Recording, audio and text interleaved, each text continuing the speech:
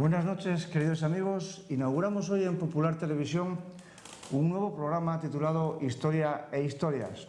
Pues de historia hablaremos en estos programas, tanto de la historia cercana como de la historia lejana, tanto en el tiempo como en el espacio. Hablaremos de historia de Cantabria, hablaremos de historia de España y hablaremos de historia del mundo en general. Para ello contaremos en cada programa con algún invitado versado en el tema que vayamos a tratar, con el cual intentaremos establecer una conversación pausada, tranquila y espontánea. Y hoy contamos con el privilegio de que para este programa inaugural se ha desplazado a Santander don José Javier Esparza, conocido escritor y periodista, tan conocido por todos ustedes que casi no hace falta ni que se le presente. Pero en cualquier caso, habrá que señalar inevitablemente que es autor de numerosos libros, tanto de ficción como de ensayo, de gran éxito, publicados a lo largo de 20 años. Entre los libros de ensayo cabría destacar los que ha dedicado a las legislaturas de Zapatero, a la Guerra Civil, a los pecados capitales del arte contemporáneo y a otras muchas cuestiones. En los últimos años se ha centrado en una serie de libros sobre la historia medieval de España. Más que de serie, tendríamos que hablar de series, porque la primera consiste en dos novelas centradas en los tiempos primeros de la Reconquista, los orígenes del Reino de Asturias, que son El Reino del Norte y El Caballero del Jabalí Blanco. Y la segunda serie, ya en esta ocasión de ensayo, de divulgación histórica, ha publicado los tres libros La gran aventura del Reino de Asturias, Moros y Cristianos, y Santiago y Cierra España. El primero de ellos dedicado a los primeros tiempos de la Reconquista, a los tiempos de la fundación del Reino de Asturias en torno a los picos de Europa. El segundo de ellos a la fase de plenitud de la Reconquista, centrándose sobre todo en la batalla de las Navas de Tolosa. Y el tercero a la conclusión de la Reconquista ya en el siglo XV. Y como continuación en el tiempo y en el espacio de estos tres libros, su último libro, su última publicación que tenemos aquí delante, La Cruzada del Océano, es una divulgación histórica trepidante sobre el salto que los españoles dieron al otro lado del charco, la prolongación de la Reconquista a bordo de tres carabelas, el descubrimiento del Nuevo Mundo y su conquista. Ayer lo presentó en el Ateneo de Santander y ahora nos ha concedido el privilegio de estar aquí con nosotros para charlar durante un buen rato de todas estas cuestiones. Así que buenas noches, don Javier, y muchas gracias. Bienvenido a Santander. Muy buenas noches, Jesús. Muchísimas gracias a vosotros. Y el honor es mío, es decir, inaugurar un programa de historia en televisión en los tiempos que corren es un gesto absolutamente épico y no te puedes imaginar hasta qué punto me alegra ser protagonista de esta singladura, ¿no? El problema que tiene usted, don Javier, es que va a ser usted mi cobaya por ser el que va a romper el hielo. Alguien tiene que ser el primero siempre. Pues entonces yo creo que el mejor camino, el mejor comienzo de la conversación es el principio, el título. ¿Por qué la palabra cruzada? Bueno, la conquista de América evidentemente no es una cruzada en el sentido canónico del término. Hubo cruzadas en España, la de Barbastro, por ejemplo, las Navas de Tolosa fue cruzada, las cruzadas de Tierra Santa. Esto es otra cosa, no hubo una declaración formal de cruzada. Sin embargo, desde el principio, desde que vuelve Colón diciendo mira lo que he encontrado y hasta prácticamente el final, el aliento religioso es inseparable de toda la historia de la epopeya americana. De ahí el nombre de cruzada. Es decir, aquello que quizá pudo tener un motor inicialmente económico, dejó de tenerlo en cuanto se vio que los rendimientos eran relativamente escasos al principio y que desde luego allí no estaban las Indias, que aquello era otra cosa. El rendimiento político que podía haber tenido cuando se compara, bueno, el esfuerzo que hacía falta para llevar allí a gente y tal, tampoco era. Si se fue allí fue fundamentalmente por un motivo evangelizador, religioso. Mejor dicho, si se persistió en la tarea de marcharse allí. Y además ocurre que todos los rasgos esenciales que singularizan la aventura americana y que la diferencia de otras grandes conquistas que en la historia han sido, son precisamente hijos de la concepción religiosa. Cosas como prohibir la esclavitud de los vencidos, la integración de los indios, por supuesto la evangelización, toda la enorme reflexión jurídica y teológica en torno al derecho de los indígenas, todo eso es producto directo de una visión religiosa de partida. De ahí el hecho de que hayamos querido en el título subrayar esa dimensión religiosa poniendo la palabra cruzada. Y esta cruzada empezó en buena parte, o fue posible en buena parte debido a los errores de cálculo de Colón.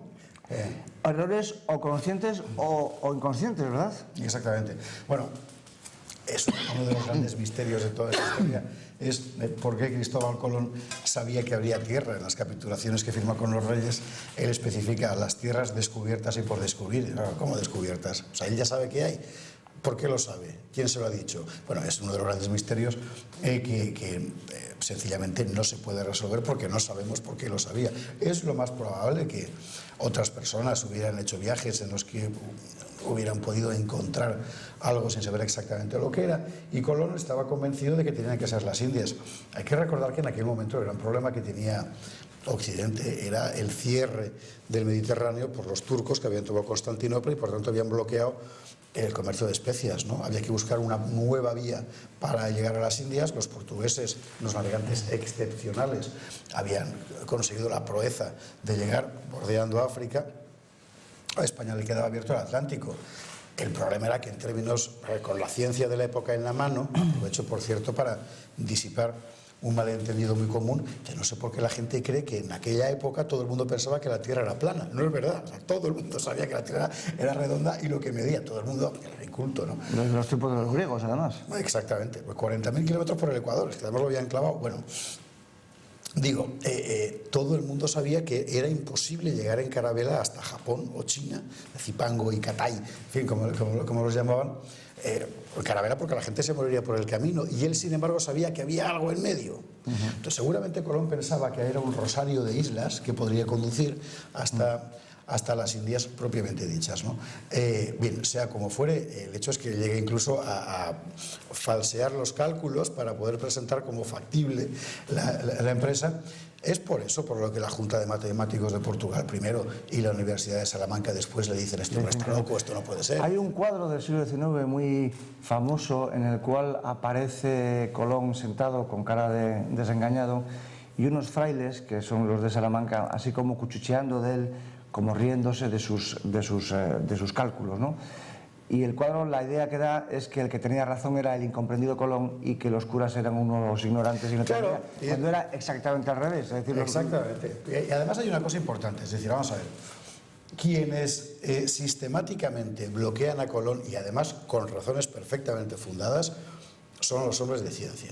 Quienes sistemáticamente apoyan a Colón desde el principio son precisamente los frailes, desde Palos hasta la corte de Isabel la Católica. Por eso mucha gente piensa que seguramente si finalmente la corona avala la empresa pese al dictamen científico, que insisto era correcto, es porque él había contado en secreto de confesión que sabía que había tierra, porque si no nos explica. Claro, claro. Por cierto, estando como estamos en Cantabria, evidentemente no hay más remedio que referirnos a uno de los personajes claves del descubrimiento, que fue el santoñés Juan de la Cosa. Un personaje fascinante, Juan de la Cosa. Juan de la Cosa es uno de esos tipos que justificarían, vaya, en una película, una serie entera de películas. El señor que era, no sabemos muy bien cómo llegó a ese estatus, pero agente prácticamente privado de la corona, que había estado espiando en la corte de Portugal qué es lo que se movía allí en materia náutica, que escapa de Lisboa a uña de caballo a punto de pillar a los alguaciles, que se instala en Sevilla con el beneplácito de la corona, que es el que moviliza los recursos necesarios para el flete de la Santa María. Pues los otros dos eran dos carabelas, la Santa María era una nao. Bueno, un personaje extraordinario que además hizo el primer mapa conocido. bueno, conocido y sin conocer, que es el que estamos viendo en la pantalla, el primer mapa de las tierras del Nuevo Mundo. Vamos a ver, lo que se ve arriba verdecito es el Norteamérica, lo que se ve abajo verdecito es Colombia y Venezuela. En medio las islas, la Española, Cuba, en fin, las Antillas grandes y pequeñas, y a la izquierda puede ver el espectador algo que parece un naipe, que es un retrato de San Cristóbal. ¿Por qué tapa Juan de la Cosa ese trozo de continente? Bien, Colón siempre estuvo convencido de que había un paso al otro lado, al otro mar, que le permitiría llegar a las Indias. Juan de la Cosa sabía que no y no se atrevía a decírselo al almirante. Entonces, cuando hizo el mapa, por cortesía, lo que hizo fue poner un retrato de San Cristóbal, por Cristóbal Colón, tapando el lugar donde Colón pensaba. Por cierto, lo portentoso de este mapa, que si pensamos fue elaborado en los primeros años de descubrimiento, a mí hay dos cosas que me llaman mucho la atención. En primer lugar, la digamos, buena puntería que tuvo Juan de la Cosa para representar el Mar Caribe y las Antillas, y curiosamente la premonición, digamos, ¿no?, de poner la imagen de San Cristóbal en el sitio en el que está ahora el Canal de Panamá. Prácticamente, sí, un poquito más abajo, pero sí, efectivamente. Es decir, ni siquiera se había descubierto aún el Océano Pacífico, ni siquiera se sabía que al otro lado había agua, y sin embargo puso San Cristóbal más o menos en el sitio en el que siglos después se iba a abrir el Canal de Panamá. O sea, este mapa, esto es una proeza. Este mapa está construido a base de navegar día tras día, kilómetro tras kilómetro de costa, durante meses. Fíjate que falta la Florida. No está, tiene que estar arriba a la derecha, no está. Bueno, está porque no habían llegado. Bueno, es un portento. Claro, lo comparas con la realidad geográfica que tú puedes definir hoy con un satélite. Está claro. Estamos hablando de 1500 y poco. 1500. Esto es una auténtica proeza que hizo Juan de la Cosa, que era un personaje absolutamente y no solamente se dedicó a dibujar mapas, sino que murió a flechazos conquistando las tierras. Sí, la verdad es que además una muerte un poco, ¿cómo decir? Bueno, toda muerte de este carácter es un poco absurda. La suya era perfectamente evitable, pero bueno, finalmente en efecto murió en acción. Murió en el norte de Sudamérica, en la orilla sur del Caribe, flechado, como dicen los cronistas, por indios que lanzaban dardos venenosos. Dardos venenosos que demuestran que no todos los indios eran los buenos salvajes que nos han querido vender. Hay una historia, efectivamente. Hay un elemento que además en el libro yo trato de subrayar permanentemente, porque si no, no se entiende nada. Y es que la conquista de América no es una operación de España contra los indios o frente a los indios. Es decir, la conquista de América es una operación de unos españoles que llegan y obtienen la alianza prácticamente inmediata de unos indios frente a otros indios que explotaban a estos.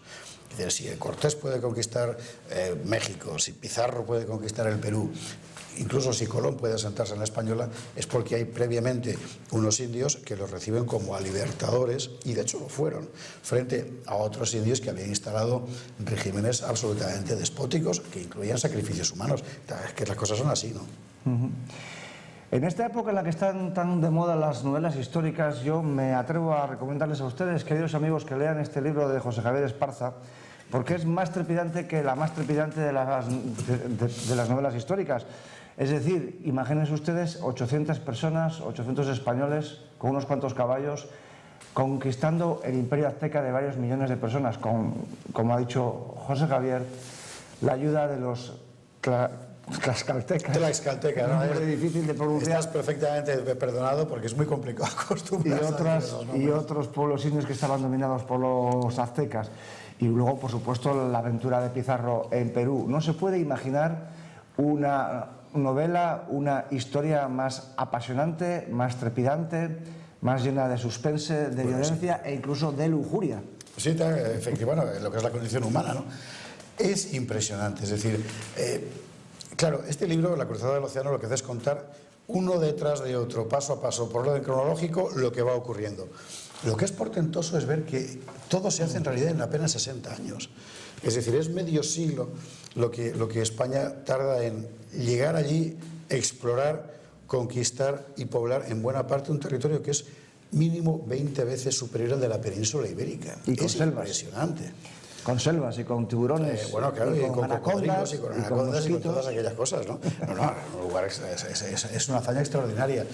Y repasar las grandes proezas, ya solo desde el punto de vista físico, de los conquistadores, empezando, bueno, pues, Ojeda, la colonización de la Española, Núñez de Balboa, por supuesto Cortés, por supuesto Pizarro, Jiménez de Quesada, etcétera. Bueno, la historia de Cabeza de Vaca es impresionante.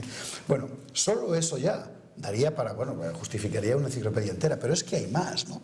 Es que mientras van haciendo todo eso, los españoles, es decir, europeos de principios del siglo XVI, están haciendo algo que nunca nadie antes había hecho, que es encontrarse con la certidumbre de que enfrente hay otro y que ese otro no es un objeto, sino que es un ser humano y que por tanto puede tener una cierta dignidad. Esto hoy nos parece una cosa elemental.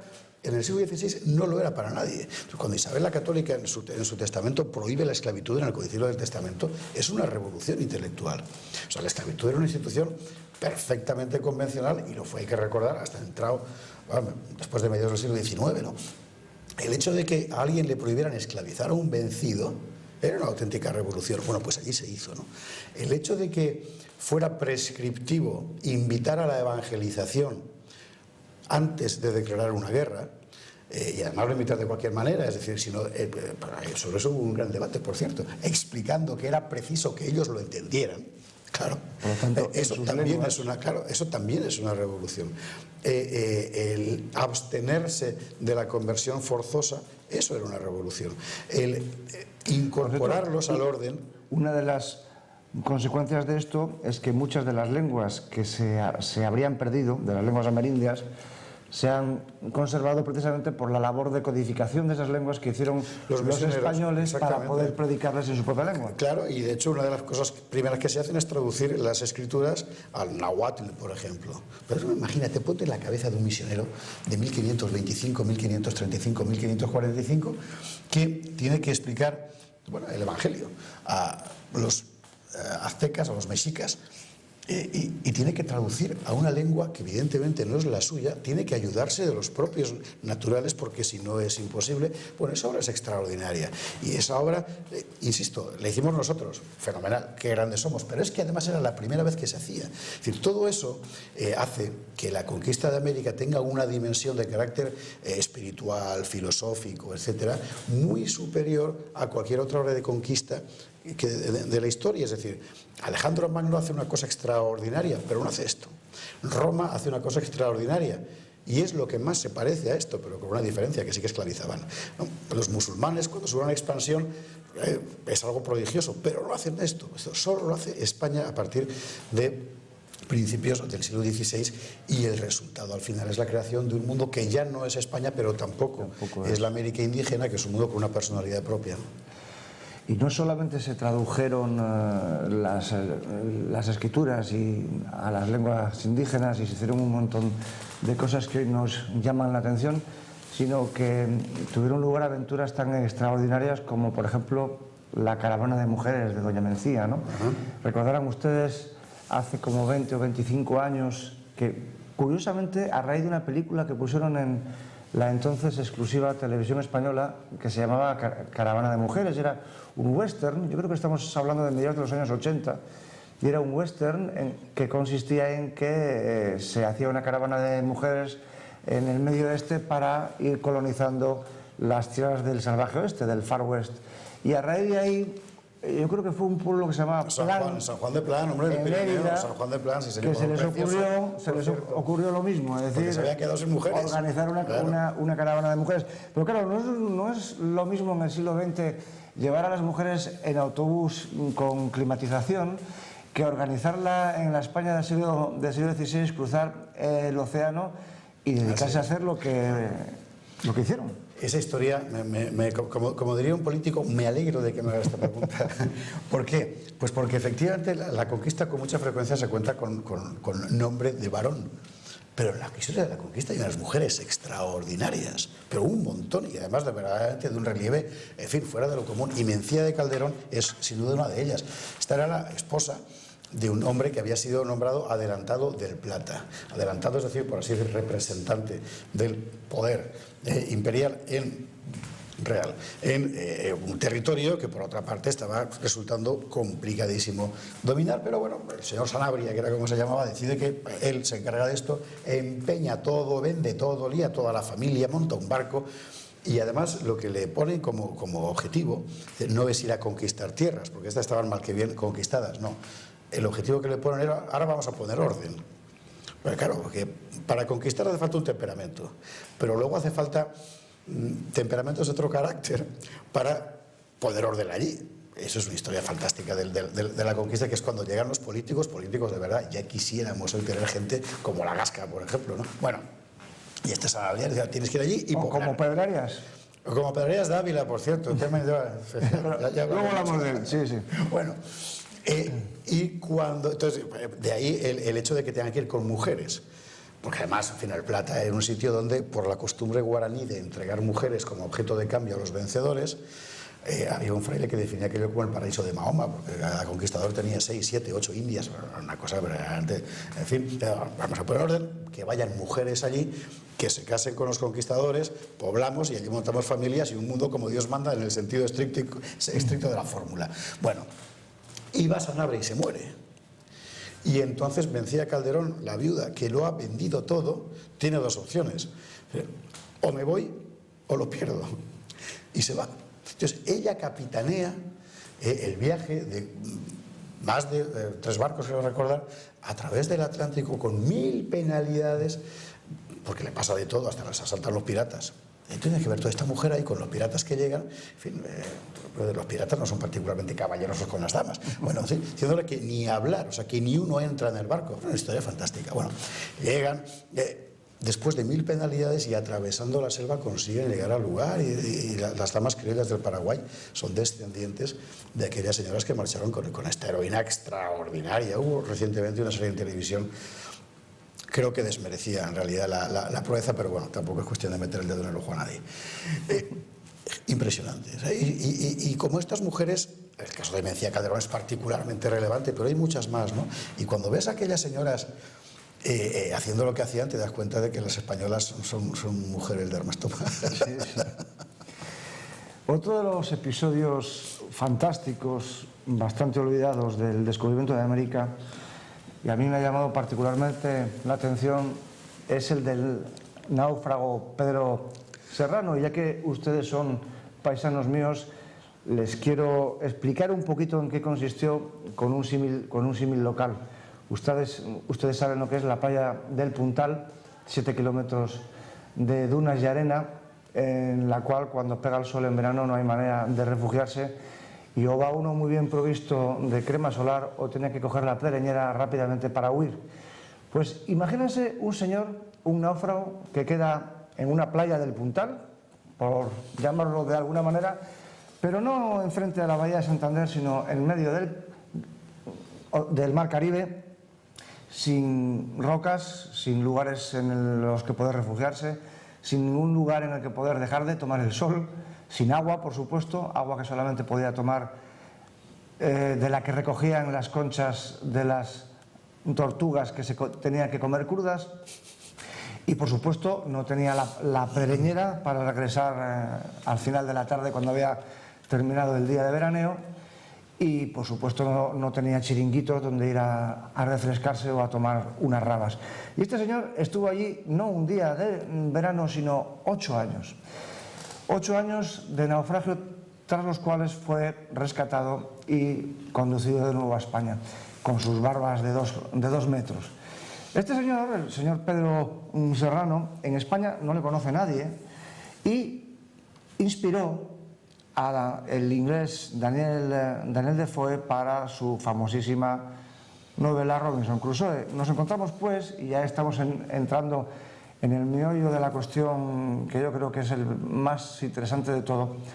Esta es la prueba, una vez más, de que los españoles ni conocen su historia ni la valoran, y los ingleses, por el contrario, aunque sé que en esto don Javier y yo solemos discrepar bastante, son unos expertos no solamente en el engrandecimiento de su propia historia, sino que, por ejemplo, en este caso, han conseguido que lo que todo el mundo conozca sea el trasunto literario del señor Serrano, y sin embargo los españoles no conocemos la persona que dio, digamos, la idea al señor Defoe. Y hay más casos. El Master and Commander, por ejemplo, la historia real es un barco francés, no era un barco inglés, ¿no? Bueno, es verdad. Es decir, España tiene un enorme problema desde hace muchos años para ¿cómo decir?, relacionarse de una forma normal y sin complejos con su propia identidad histórica. Tú pones el caso inglés, bien puesto, pero con Francia ocurre lo mismo. Quiero decir, normalmente, y hasta hace relativamente poco, cualquier niño francés conocía lo fundamental de su historia nacional y episodios de la historia nacional, y a nadie se le ocurría, fuera de izquierdas o de derechas, rojo o verde o amarillo, de cualquier color, pensar que recuperar un personaje de la historia nacional era un gesto reaccionario. Pero, ¿qué sentido tiene? Aquí sí.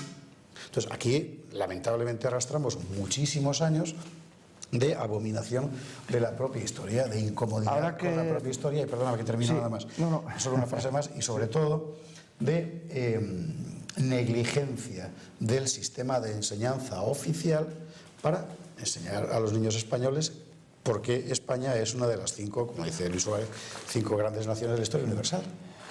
Pero no solamente la cuestión de la educación abandonada en las últimas décadas, sino yo creo que es una cuestión más profunda y en cierto modo ideológicamente causada, porque, por ejemplo, el influyente e importante líder socialista francés de principios del siglo XX, Jean Jaurès, escribió en cierta ocasión que la historia de Francia estaba hecha con sombras y con luces, con tragedias y con éxitos, con victorias y con derrotas, y que no se podía olvidar ninguna de esas partes de la historia de Francia. Así es. Y que Francia hoy era el resultado de todo eso. Y eso es una visión de la nación de la que se carece en España, sobre todo la parte, digamos, izquierdista del espectro político, ¿no? Y que citas a Jaurès, yo citaré a Bismarck cuando decía que España es el país más fuerte de Europa porque los españoles llevan siglos intentando romperlo de una manera. Y seguramente es verdad. Y no lo consiguen, ¿no? Hay un problema ideológico de fondo. Es decir, es verdad que una buena parte de la izquierda española ha identificado España con, más vulgarmente, el franquismo y más hondamente con una ideología tradicional. Bueno, España nace de donde nace. España es esencialmente un país católico, porque es lo que lo forma. España es un país que se construye en una enorme cruzada sostenida en el tiempo. España es eso. Bueno, es eso, pero eso no quiere decir que no podamos ser además más cosas, ¿no? Oye, España es el primer país de Europa que tiene unas cortes con representación popular. España es el primer país de Europa que crea unos municipios con representación del pueblo. En América, por cierto, los cabildos son fundamentales. Aquí en Brañosera, que está aquí pegado en la montaña de Palencia, desde el siglo IX. O sea, España es muchas más cosas, ¿no? Creo que lo que hay es un fenómeno de simplificación de la propia historia y de reflejar o proyectar sobre el pasado como la frustración de un presente que se es incapaz de dominar. Y me parece que eso es una auténtica patología colectiva. Y creo que es uno de los grandes temas que a España la están vaciando. Ahora bien, sobre este punto, yo hace 10, 15 años era muy pesimista y, sin embargo, cada vez soy más optimista, porque libros como los tuyos, por cierto, como los de Fernando García de Cortázar, modestamente como los míos, tantos otros, resulta que la gente va a buscarlos, ¿no? Es decir, hoy existe un interés en recuperar la realidad de la propia historia que hace 15 o 16 años era mucho menor, ¿no? No sé yo si soy tan optimista al respecto, pero sí, yo creo que en los últimos 10 o 15 años ha habido, quizá por la urgencia de los separatismos, ¿no? Sí, que claro, es el problema políticamente más urgente. Yo creo que ha habido efectivamente cierto florecimiento de la literatura histórica y ensayística reivindicando la realidad histórica de España. Bueno, si citas el caso de los separatismos, particularmente bien traído, por cierto, porque es un perfecto ejemplo de falsificación política de la realidad, ¿no? Vamos a ver. Ha venido muy bien esa idea de Jaurès que hacías antes, porque en la historia, evidentemente, vamos a ver, leyendas rosas no hay. sea, la condición humana es la que es, y todos somos de barro, y algunos de un barro particularmente maloliente. Yo en este libro, por cierto, cito algún ejemplo de canalla auténtico. Pedrarias, por ejemplo. Bueno, Pedrarias es distinto porque es un problema mucho más complicado, pero el Traño de Guzmán, por ejemplo, era lo que decía un tío malo, ¿no? Bueno, de lo que se trata es de que tú puedas mirar sin complejos tus cosas buenas y tus cosas malas, y seas capaz de entenderlo y de incorporar a tu identidad, bueno, el legado, ¿no?, de tus antepasados. Lo que es absolutamente enfermizo, morboso, que diría Ortega, es que te vetes a ti mismo el incorporar a tu acervo psicológico, espiritual, político, etcétera, la experiencia de gente que era como tú, que tenía tu cara, que llevaba tu nombre, que pisaba el suelo que tú pisas, y sin embargo no puedes recurrir a ellos, no puedes mencionarlos, no puedes pensar en ellos porque hay una especie de incomodidad con la... Eso es una patología, eso es una enfermedad. ¿No será esto debido a que los españoles hemos asumido la leyenda negra, además, gustosos? Pues yo no sé si gustosos. Lo que sí que es verdad es que España, por la razón que sea, es el único país del mundo que se toma en serio la leyenda negra antiespañola. Yo recuerdo que en el año 98, cuando se celebró el cuarto centenario de la muerte de Felipe II, Henry Kamen, el famoso hispanista británico, celebró un curso en el Escorial y se quedó estupefacto de que los universitarios españoles, es decir, no cualquier persona, no digamos la gente que no conoce esta cuestión, sino los universitarios rechazaban la imagen de un Felipe II ilustrado, de un Felipe II príncipe del Renacimiento, poseedor de una de las principales bibliotecas de la época. Y Henry Kamen les dijo: estoy abochornado, los únicos que se siguen creyendo en todo el mundo la leyenda negra son ustedes, los universitarios españoles. Y otro historiador, otro famoso hispanista, en este caso francés, Joseph Pérez, escribió en su Historia de España que España es el país del mundo más autocrítico con su propio pasado. Y él, que es francés, decía: en Francia no estamos continuamente dándonos de latigazos por el terror, por la guillotina, ni por la noche de San Bartolomé, y sin embargo los españoles parece que obtienen un placer de estar perpetuamente autodenigrándose. Sí, señor. Sí, tiene que ver con esa incomodidad en el espíritu nacional, y es fundamentalmente un fenómeno ideológico, es decir, no es natural ni es normal. Yo insisto, creo que en buena medida ¿cómo llamarlo? Podría decir cainismo, pero a lo mejor no es la palabra. Bueno, da igual. Esa maldición de sí, yo sinceramente creo que se está disipando. Es decir, es verdad que la encuentras todavía en muchísimos lugares, pero también es cierto, por ejemplo, que ahora se ha podido levantar una estatua a Blas de Lezo. Eso habría sido inimaginable. 300 años después. Sí, pero hace 12 años hubiera sido inimaginable. Sí, sí, sí. Claro. Por cierto, Blas de Lezo, personaje absolutamente fascinante, que no se conoce casi nada en España, y sin embargo en Londres, en la capilla de Westminster, está enterrado el almirante Vernon, el almirante al cual Blas de Lezo venció. Esa es la gran diferencia entre mis queridos amigos ingleses y los españoles. Los ingleses se entierran en la capilla de Westminster al que pierde la batalla de Cartagena de Indias, y los españoles tardan 300 años en levantar una estatua al que vence en la batalla de Cartagena de Indias. Y esto, por cierto, tiene evidentemente un eco en el resto del mundo. Si los españoles no somos los que valoramos la historia de España, no la van a valorar los demás. Hace poco leía en la prensa que no sé qué porcentaje desmesurado, el 70% de los estadounidenses ignoraban que el que había descubierto América era Colón y que había sido una empresa española. Estamos hablando del 70% de un país no precisamente de ignorantes. Por supuesto, allí todo el mundo sabe, que los primeros que en teoría tocaron tierra americana fueron los vikingos, y sin embargo el 70% de ellos no sabe que los que realmente descubrieron, en el sentido de dar a conocer al resto del mundo la existencia de ese continente, fueron los españoles. Otro ejemplo: el primero en dar la vuelta al mundo, como todos ustedes saben, fue Juan Sebastián Elcano, y sin embargo, sobre todo en el mundo anglosajón, siguen manteniendo que fue Drake. Y sobre ello podríamos hablar tantos ejemplos, ¿no? Y sobre esto escribió William Powell, un gran historiador norteamericano, hace ya medio siglo, un libro fascinante titulado Tree of Hate, el árbol de odio, en el cual explicaba las enormes consecuencias políticas actuales en la imagen de España en los Estados Unidos de hoy y el enorme peso político que esa leyenda negra tiene hoy, no en los tiempos de Fray Bartolomé de las Casas y de los Tratos de Flandes, sino hoy, en el siglo XXI. Efectivamente. Y además prevenía a los norteamericanos diciendo que, ojo, ojo, ojo, que a ellos les iba a pasar igual, como en cierto modo efectivamente así ha sido. Bueno, vamos a ver.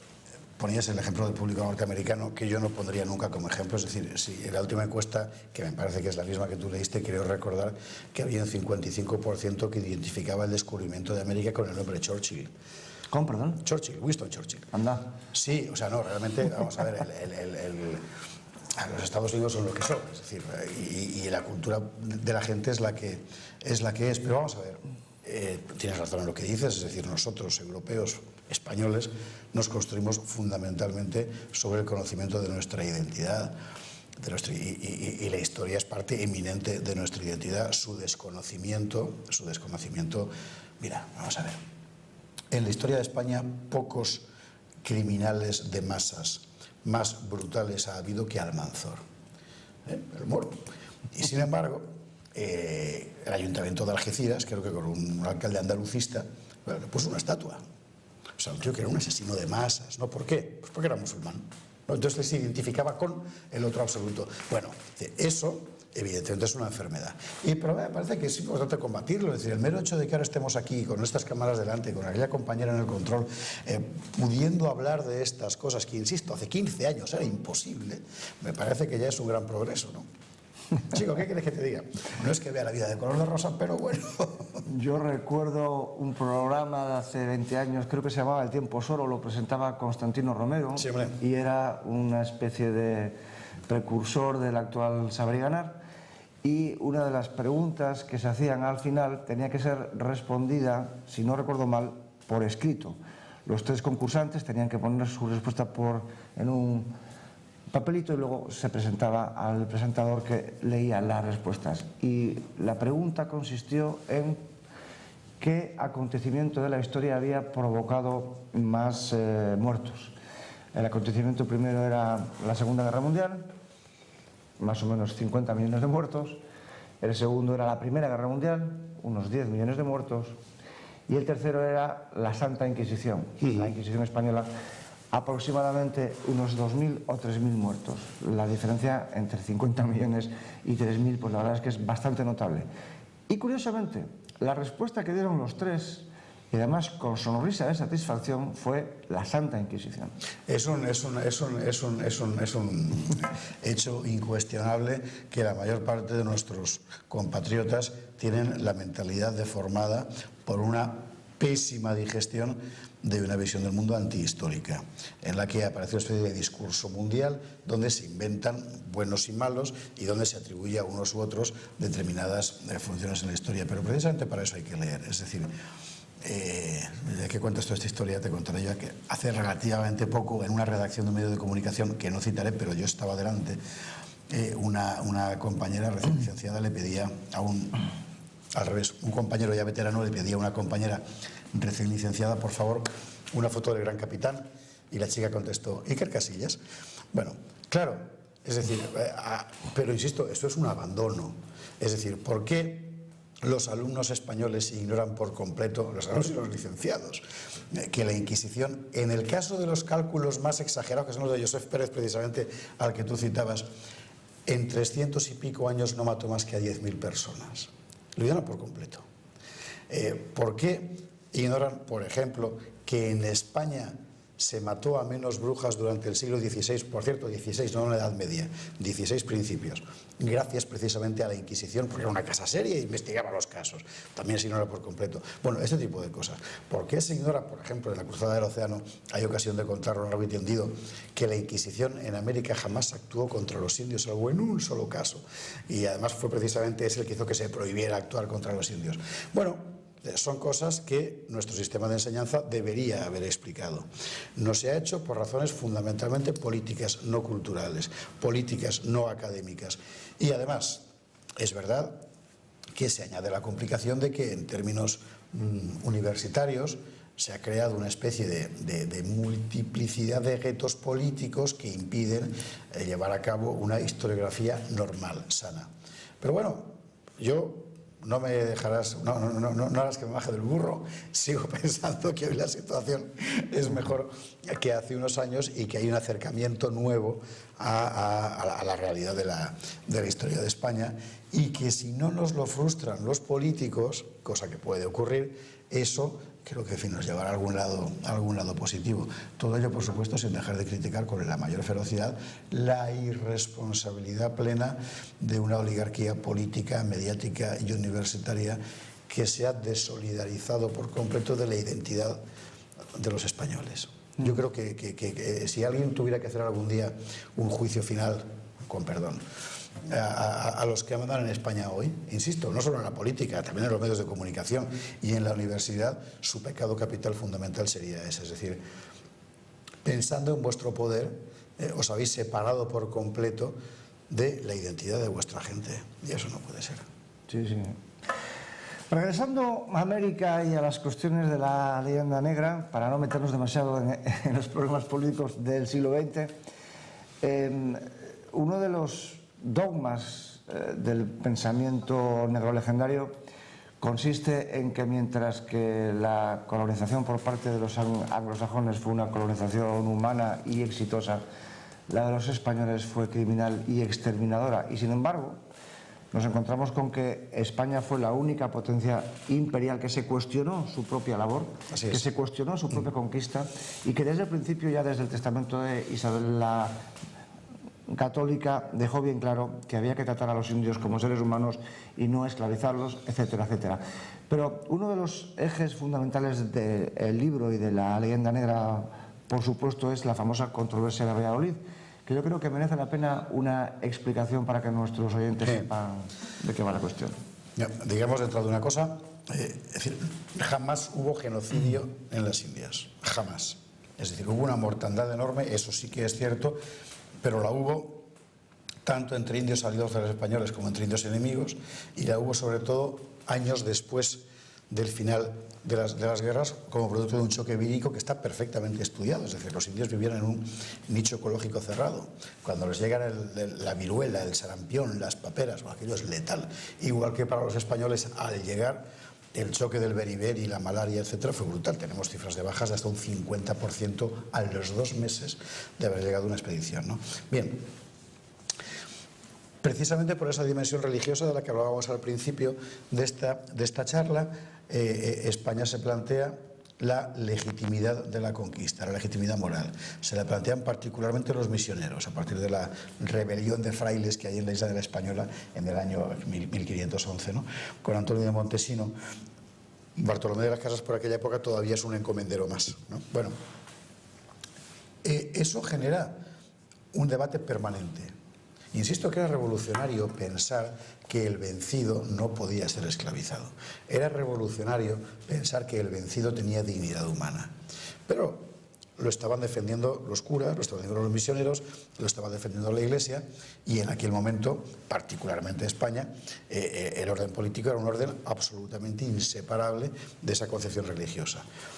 El resultado de eso son sucesivas leyes, las leyes de Burgos, las leyes de Valladolid, etcétera, para arreglar la situación de los indígenas, defendiendo sus derechos, y todo eso desemboca en 1550, en que el rey Carlos I, ante las quejas recurrentes de los misioneros, decide suspender todas las conquistas y someter a examen la empresa americana hasta tener la certidumbre moral de que es legítimo lo que está haciendo. Y eso es la controversia de Valladolid. Se reúnen en Valladolid los mejores talentos jurídicos, teológicos, filosóficos de la España de la época. Por supuesto los críticos, como Bartolomé de las Casas, y por supuesto los defensores de la empresa americana, como Fregines de Sepúlveda. Y el resultado de estas sesiones, que son en realidad 2 tandas en 2 años, es el embrión de los derechos humanos. Es decir, allí se plantea por primera vez que los indios, por el hecho de ser humanos, tienen derechos.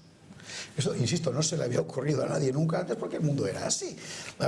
son mentes españolas y particularmente mentes católicas las que llegan a esa conclusión, que además se aplica a rajatabla.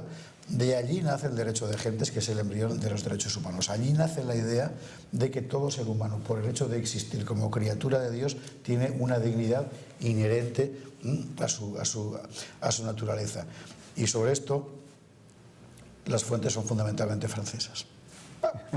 Hay un vídeo en YouTube fantástico sobre la controversia de Valladolid en francés. Hay un libro editado en español, es verdad, pero de un autor francés que es Jacques Dumont. Bueno, bien, sí. Y buena parte de los historiadores que han desmontado todas estas cuestiones de la leyenda negra son, por ejemplo, Eliot, el británico Eliot también, es verdad.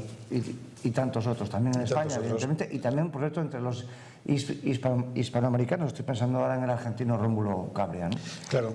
Sí. Yo tengo que decir que para este libro, La cruzada del océano, buena parte de mis fuentes han sido fuentes hispanoamericanas, ¿no? Y una cuestión como, por ejemplo, el choque vírico y la gran mortalidad y la negación, por tanto, del genocidio, está muchísimo más estudiada y defendida en América que en España, claro.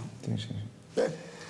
En fin, parece que se nos va terminando el tiempo, así que, don Javier, muchísimas gracias por estar aquí. El agradecido soy yo, ha sido un verdadero placer, o sea, inaugurar este pantano que, en fin, de verdad que ha sido un honor, y además con este libro, con La cruzada del océano. Que yo les recomiendo encarecidamente, porque les vuelvo a insistir, es más trepidante que la más trepidante de las novelas de aventuras.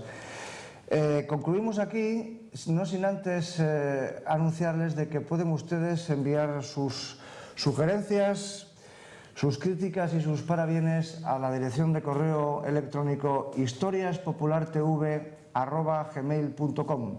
Historias con S en plural, populartv@gmail.com. Esperamos sus, como digo, sus férreas críticas, sus piropos y sus sugerencias. Así que lo dejamos aquí por hoy y les invito a que dentro de 15 días estén ustedes de nuevo con nosotros en el programa Historia e Historias aquí en Popular Televisión. Buenas noches.